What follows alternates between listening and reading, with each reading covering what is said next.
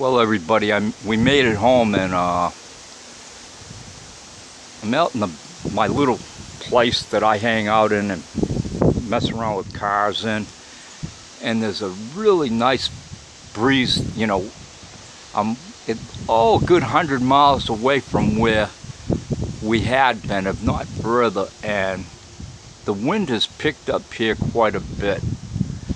I'd say if it keeps on its track, it's going to get a little hairy around here.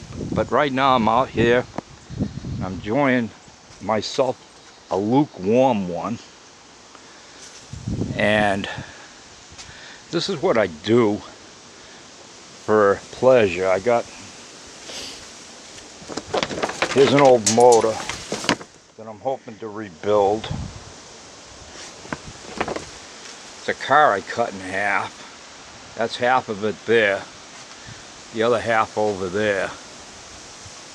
This is a mystery car that one day, maybe I'll show you. It's a very rare car. They don't know how many were made, other than they can definitely say there was less than 100 made, but it ain't worth much, which drives me crazy. But everything I always get ain't worth much. But this is where I play. And I'm out here right now, and when we went down there, and you know, you couldn't go on to Jekyll Island or go across that bridge, we drove around and we went over to this other place called St. Simon's Island. We took a chance that maybe they'd let us out there, and sure enough, you could drive right on the island. And there was 2 news channels there, one out of Jacksonville and one out of Atlanta.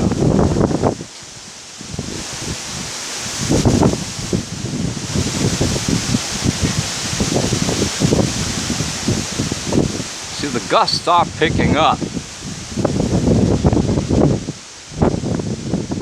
and the one out of Atlanta, WSB-TV Channel 2, actually interviewed me, and the guy said that it'd be on the 12 p.m. news on their weather channel or whatever. And I haven't checked it. I don't know if I'll even be able to find it.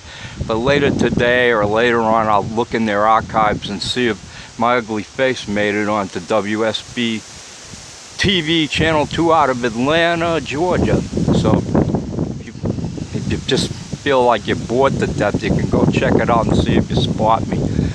But other than that, we did make a lot of videos, you know, like, you know, the news crews there, and all these different buildings boarded up, and different things on the highway, and the Port Authority. I mean, me and my wife drove all over the place, and we finally left and came back up I-95 until we stopped for breakfast. She paid, by the way. And when we we're coming up I-95, we were like the only car on the road. We did a little film. She did a film of that with her camera, which we can't put on mine, but and you couldn't see out the windshield. The rain was coming down so hard. And we got back here. Everything's gonna start to close up. Probably a lot of stuff's closing now, and people are running around trying to pick up stuff for the last minute.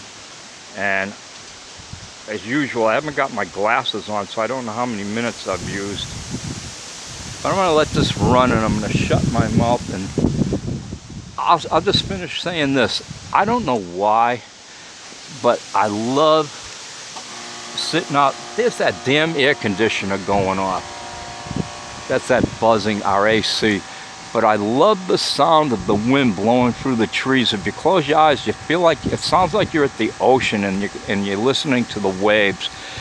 And it's super relaxing to me, with or without a beer. And I'm just going to sit here and let this run for a while and shut my big fat mouth. And if you enjoy watching the little bit of videos I'm putting out, I'm going to do many more until this hurricane is come and gone, and we'll see what we can see.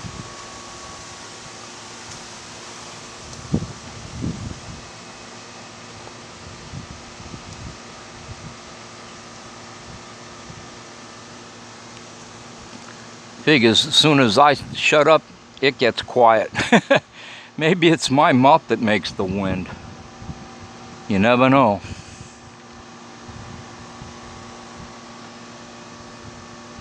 Hasn't rained here. It did yesterday quite a bit. So far we haven't had any, clouds come through with, rain coming down. But down there you did, and like I says, we're quite a ways away from it. The last time I checked, that thing isn't even near Jacksonville really yet. And when I say Jacksonville, I'm talking about off the coast of Jacksonville. I'm going to make a prediction. I'm going to say this. I think it's going to hit Wilmington, North Carolina. Definitely, if you're on Cape Hatteras, you want to get the hell out of there.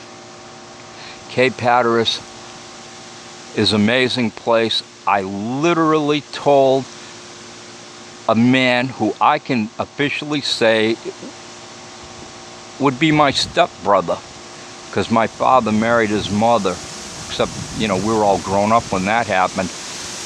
And I told him to go there and build, because I was in the Army at the time, and I'm a nobody anyways, but this guy was not a nobody. He was like, my father married into something incredible, that's all I can say. And they went there and they built and built and built. Me and my wife went there when I was stationed at Fort Bragg, and there wasn't nothing on that island on Cape Hatteras to speak of. And I was telling her, let's get out of the Army and go there and open up a restaurant. There was nothing there for food other than seafood and a couple of hamburger joints. I told her we go there and open up an Oriental restaurant, would make a fortune. But we didn't. But he had talked to me and asked me questions about whether it would be worth making a bid on the rebuild of the Fayetteville Airport, Fayetteville, North Carolina. And I called him back and I told him I wouldn't waste my time with that. I'd go to Cape Hatteras. I think I said this before, but if I didn't, I'm saying again. So I don't know if we left and went back overseas, and I don't know if he did anything with that airport or not, but they sure went in and built Cape Hatteras up, and I never got a penny out of it or even a thanks for the advice, and that's the way life goes.